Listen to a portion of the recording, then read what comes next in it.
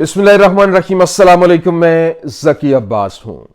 नाज़रीन, आज 23 दिसंबर है, पीर का दिन है और मुज़ाकरात का पहला दौर जारी है। आज से 2 दिन पहले मैंने आपको खबर दे दी थी, मैंने आपको बताया था कि मुज़ाकरात शुरू हो चुके हैं, बैकडोर राब्ते जारी हैं, बाकायदा तौर पर टीमें तश्कील दे दी हैं। एक तरफ पाकिस्तान तहरीक इंसाफ है और हुकूमती टीम के अंदर पाकिस्तान पीपल्स पार्टी और पाकिस्तान मुस्लिम लीग नून जो है वो शामिल है। आज पहला दौर जारी है, जबकि हवाओं के रुख जो है वो तब्दील हो चुके हैं, क्योंकि आपको मालूम है कि बैगर्स कांट बी चूजर्स। ये मैंने नहीं कहा, ये वज़ीर आज़म शहबाज शरीफ साहब के अल्फाज हैं और वो उन्होंने अमेरिका के लिए ही कहे थे। जब इमरान खान की जानिब से कहा गया था एब्सोल्युटली नॉट, तो एट द टाइम वज़ीर आज़म शहबाज शरीफ साहब ने कहा था कि हम आगे एब्सोल्युटली नॉट नहीं कह सकते, बैगर जो है वो कभी भी चूजर्स नहीं बन सकते। तो अब वहां से हुक्म आ गया है, तो अब इमरान खान आ रहा है, जबकि सफीर जो है अमरीकी सफीर, उसकी जानिब से हुकूमत को पैगाम पहुंचा दिया गया है, जिसके बाद सरकार की जानिब से सरेंडर जो है वो होता हुआ दिखाई दे रहा है। और इमरान खान को यहां पर एक बड़ी ऑफर की गई है। इमरान खान को क्या ऑफर की गई है? और आज क्योंकि जो 190 मिलियन पाउंड जो केस था उसका फैसला भी सुनाया जाना था, जो महफूज हो चुका था, वो भी डिले हो गया। इसके पीछे क्या वजह है? वो बहुत अहम तरीन स्टोरी है, वो भी आपके सामने रखना। और फिर 13 जनवरी की तारीख जो है, जिसके बाद यूं कहने की मंजरनामा आपको तब्दील होता नजर आएगा और बरतानवी डंडा जो है वो भी आ गया। और फिर जो इस वक्त हुकूमती चीखें हैं वो 7वें आसमान तक सुनाई दे रही हैं। कैसे? ये तमाम तर डिटेल्स 1 बाय 1 आपके सामने रखते हैं। अच्छा नाज़रीन, सबसे पहले तो मैं आपको बता दूं, देखें, हुकूमत और तहरीक इंसाफ के दरमियान जो मुज़ाकरात हैं वो दुआए खैर से शुरू हुए और फिर मुज़ाकरात के अंदर अपोजिशन से असद कैसर साहब थे, हामिद रजा साहब थे और अल्लामा नासिर अब्बास जो है वो मौजूद थे। उमर अयूब जो है वो अपने केसेस की गुत्थी सुलझाने में थे, जो सलमान राजा साहब हैं वो रस्ते में थे। तो ये जो एक पूरी का पूरा एक खेल जो है वो रचाया गया है, यहां पर बुरी तरह से ये पिट चुका है। मुझे वो बात याद आ रही है जो इम्तियाज गुल साहब हैं, उनकी जानिब से अपने प्रोग्राम के अंदर कहा गया था, व्लॉग के अंदर उन्होंने बात करते हुए कहा था कि इमरान खान को जेल जाकर डील के लिए मनाने की भरपूर जो है वो कोशिशें की गई, लेकिन इमरान खान ने कहा वो डील तो नहीं करेंगे, अलबत्ता बातचीत अपनी शराइत के ऊपर जरूर करेंगे। लेकिन यहां पर एक बात जो बड़ी इंपॉर्टेंट है, और वहां वो बाकायदा तौर पर जो इम्तियाज गुल हैं, उन्होंने जो सीनियर सिक्योरिटी तज्जियाकार हैं, उन्होंने कहा था, उनकी खबर है, उन्होंने कहा कि इमरान खान ने फौज के सर्विंग ब्रिगेडियर को पैगाम दिया कि वो 9 मई के ऊपर माफी नहीं मांगेंगे। माफी क्यों मांगे जब उन्होंने किया ही कुछ नहीं है? अलबत्ता वो उन लोगों को माफी देने का सोच सकते हैं जो इन पे जाली मुकदमात बनाने में मुलविस हैं, बनवाने के अंदर मुलविस हैं। ये इम्तियाज गुल साहब की जानिब से ये स्टेटमेंट जो है वो सामने आई थी। लेकिन अभी ये एक साइड पे मामला चल रहे हैं, मतलब इमरान खान ने तो अपना पैगाम दे दिया था कि यहां पर कोशिशें हो रही थी कि उनसे माफी का कहा जाए और मामला रफा दफा किया जाए। इसी वजह से आगे जो है वो कहा गया था आप अपनी शर्मिंदगी का इजहार करें, आप कहें कि 9 मई वाकया नहीं होना चाहिए था, मैं माजरत चाहता हूं, मैं सॉरी हूं। लेकिन इमरान खान ने कहा मैं सॉरी क्यों हूं? वो खड़ा हो गया, उसने कहा कि भाई इसमें जब मैं फिर यहां तक उन्होंने कहा कि आप जो है वो कुरान पाक के ऊपर हाथ रख के कहें कि इसमें जो है वो मैं मुलविस हूं। तो आगे से खामोशी थी, फिर वो मामलात उस तरह से आगे नहीं बढ़ पाए। लेकिन यहां पर अभी रिचर्ड ग्रैनल का एक जो है वो ट्वीट था, वही इनके गले का फंदा बना हुआ था इस हुकूमत का। लेकिन यहां पर एक और जो आवाज है, तगड़ी आवाज, वो आ गई है और बाकायदा तौर पर जो लेबर पार्टी के सरबराह हैं जेरेमी कॉर्बन, उनकी जानिब से बयान दिया गया है। उन्होंने कहा कि मैं इमरान खान की जारी हिरासत पर गहरी तशवीश का इजहार करता हूं। ये ट्वीट का तर्जुमा मैं आपको सुना रहा हूं। उन्होंने कहा कि उनके साथ शर्मनाक सलूक पाकिस्तानी अवाम के जमहूरी हकूक की तौहीन है। हर जगह तमाम सियासी कैदियों की रिहाई के लिए आवाज बुलंद करते रहना होगा। तो ये वो वहां से भी आवाज जो है वो सुनाई दे रही है। लेकिन अगर पीटीआई और इस्टेब्लिशमेंट के मुज़ाकरात आगे बढ़ते हैं तो ये पीएमएलएन की नाकामी होगी, ये तो नविश्ता दीवार है।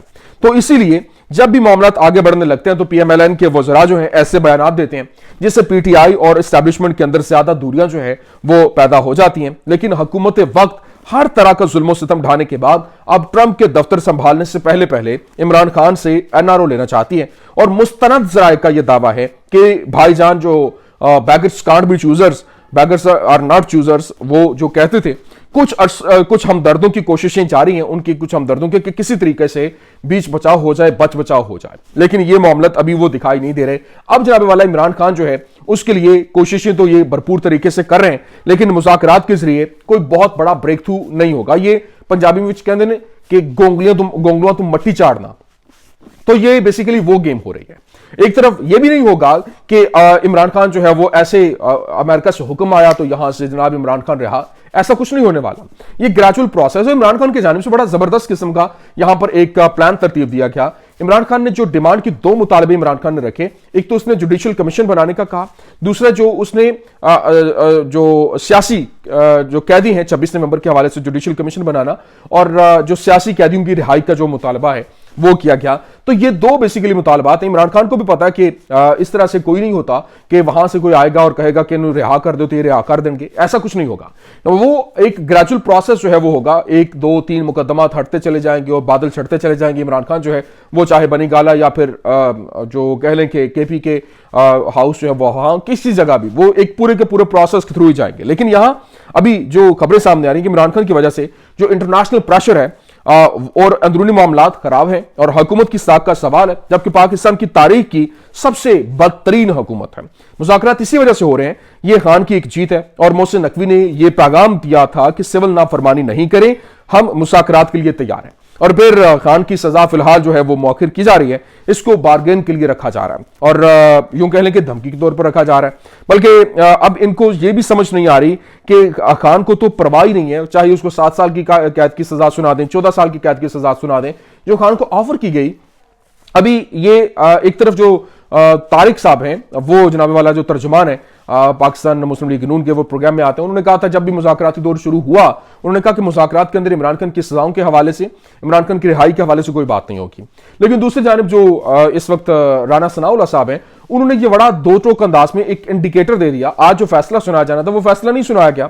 انہوں نے کہا کہ یہ جو معاملات ہیں اس کے اندر اس کی نزاکت کو دیکھتے ہوئے, اور انہوں نے کہا کہ اگر سول نافرمانی کے اوپر اور یہ جو معاملات چل رہے ہیں ان کے اوپر ہمارے مذاکرات کامیاب ہو جاتے ہیں تو پھر یہ جو القادر ٹرسٹ کیس ہے, 190 ملین پاؤنڈ کا کیس ہے, شاید عمران خان کو اس میں سزا نہیں ہو. اس کا مطلب ہے کہ انہوں نے وہ بتا دیا, یہ جو میں نے ابھی آپ کو بتائی کہ یہ صرف اور صرف بارگین کے لیے رکھا گیا ہے, صرف اس وجہ سے کہ تنابیں کھینچی جائیں گی. اگر معاملات بن جاتے ہیں, ویل اینڈ گڈ, نہیں ہوتے تو پھر اس کے تھرو ان کو پریشرائز کیا جائے گا. لیکن اس کو کیا, جو بندہ 7 8 سال 14 سال قید کی سزا, پہلے جو اتنی سزائیں سنا دی, اتنے کیسز ہو گئے, وہ وہاں نہیں جھکا تو اب کیا وہ جھکے گا. لیکن یہاں پر ابھی یورپی یونین کی جانب سے 21 دسمبر کو پاکستان میں فوجی عدالت کی جانب سے جو 25 شہریوں کو دی گئی سزا ہے اس کے اوپر تشویش کا اظہار کیا گیا. اور یہ فیصلے ان ذمہ داریوں سے مطابقت نہیں رکھتے جو پاکستان نے بین الاقوامی معاہدے برائے شہری و سیاسی حقوق ICCPR کے تحت قبول کیے ہیں. اور ICCPR کے آرٹیکل 14 کے مطابق ہر فرد کو ایک منصفانہ اور عوامی مقدمے کا حق حاصل ہے جو آزاد, غیر جانبدار اور با اختیار عدالت میں ہو, اور اسے مؤثر اور مناسب قانونی نمائندگی کا بھی حق دیا جائے. اس کے علاوہ معاہدہ یہ بھی شرط عائد کرتا ہے کہ کسی بھی فوجداری مقدمے میں سنائے گئے فیصلے کو عوام کے لیے جاری کیا جائے. یورپی یونین کے generalised scheme of preferences plus جو ہے GSP پلس کا سٹیٹس جو پاکستان کے پاس ہے, وہ اس کے تحت مستفید ہونے والے ممالک جن میں پاکستان بھی شامل ہے, اس نے رسا کارانہ طور پر 27 بین الاقوامی بنیادی معاہدوں کو مؤثر طریقے سے نافذ کرنے کا عہد کیا ہے, جن میں ایک ICCPR بھی شامل ہے, تاکہ GSP پلس کا سٹیٹس جو ہے وہ برقرار رکھا جا سکے. اب یہ بھی خطرے میں ہے. آپ خود اندازہ کریں کہ ہمیں کتنے بڑے امتحان میں اس موجودہ حکومت نے ڈال دیا ہے, اور یہ کس طرح سے پاکستان کی سالمیت جو ہے وہ اس وقت شدید دھچکے میں ہے, خطرے میں ہے. لیکن یہاں پر آپ کو یہ بھی میں بتا دوں کہ اس وقت جو علامہ ناصر عباس جو ہیں, علامہ راجہ ناصر عباس, انہوں نے جس طرح سے کہا تھا کہ اسٹیبلشمنٹ کا طاقت میں کردار ہے, اس میں کوئی شک نہیں ہے کہ اقتدار میں اور الیکشن کرانے میں ان کا کردار ہے. 8 فروری سے 9 فروری تک کا سفر ان کی مدد کے بغیر پاسبل نہیں ہو سکتا تھا, اور عمران خان کبھی بھی نہیں کہے گا کہ مجھے رہا کرو, وہ قانون کی بالادستی کی بات کر رہا ہے. اب یہاں پر جو وطن عزیز کے اندر اس وقت جس طرح سے جو صدر لاہور ہائی کورٹ بار ہے, انہوں نے کہا کہ اسد منظور بٹ صاحب نے کہ وطن عزیز کے اندر سول مارشل لا جو ہے وہ چل رہا ہے, اور 26ویں آئینی ترمیم کے اثرات اب آنا شروع ہو گئے ہیں, اور آئینی بینچ نے فوجی عدالتوں کو فیصلے جاری کرنے کی اجازت دی. عام شہریوں کو فوجی عدالتوں میں ٹرائل کی مذمت جو ہے وہ کرتے ہیں. تو یہ اس وقت کی سچویشن ہے. پھر آپ اندازہ کریں کہ مذاکرات تو چل رہے ہیں, لیکن جو مین سٹیک ہولڈر ہے بشرا بی بی وہ کارنر ہے. مذاکرات کرنے ہیں تو ظاہر سی بات ہے بشرا بی بی کو بھی انگیج کریں, اور بشرا بی بی آخر تک جو ہے وہ کھڑی رہیں. پہلے ان کا کنٹینر جو ہے وہ جلا دیتے ہیں, اوپر سے ان کا ساتھ بھی نہیں دیتے, تو یہ معاملات جو ہیں وہ ان کے ہاتھ سے جاتے ہوئے دکھائی دے رہے ہیں. مشاہد حسین سید उनकी जानिब से जो बयान दिया गया, उन्होंने कहा कि जो कुछ अमेरिका में हो रहा है हुकूमत को इस पर फिक्रमंद होना चाहिए। क्यों? क्योंकि इनके पास इसका कोई काउंटर नहीं है और अमेरिकन डायस्पोरा जो है उसका 90% इमरान खान के साथ है। आप 90% अगर इमरान खान के साथ है तो बाकी 10% इनके साथ होगा, तो वो क्या कर लेंगे? तो इसका मतलब ये है कि पूरे का पूरा जो सिनेरियो है वो तब्दील हो रहा है। अभी मसला इनके लिए सोशल मीडिया बना हुआ है, सोशल मीडिया को बैन कर दो, इंटरनेट डाउन कर दो, कोई स्टेटस अपलोड ना हो, वॉइस नोट आप डाउनलोड नहीं कर पा रहे। मसला सोशल मीडिया नहीं है, मसला बेसिकली आयन की अमलदारी का फुकदान है।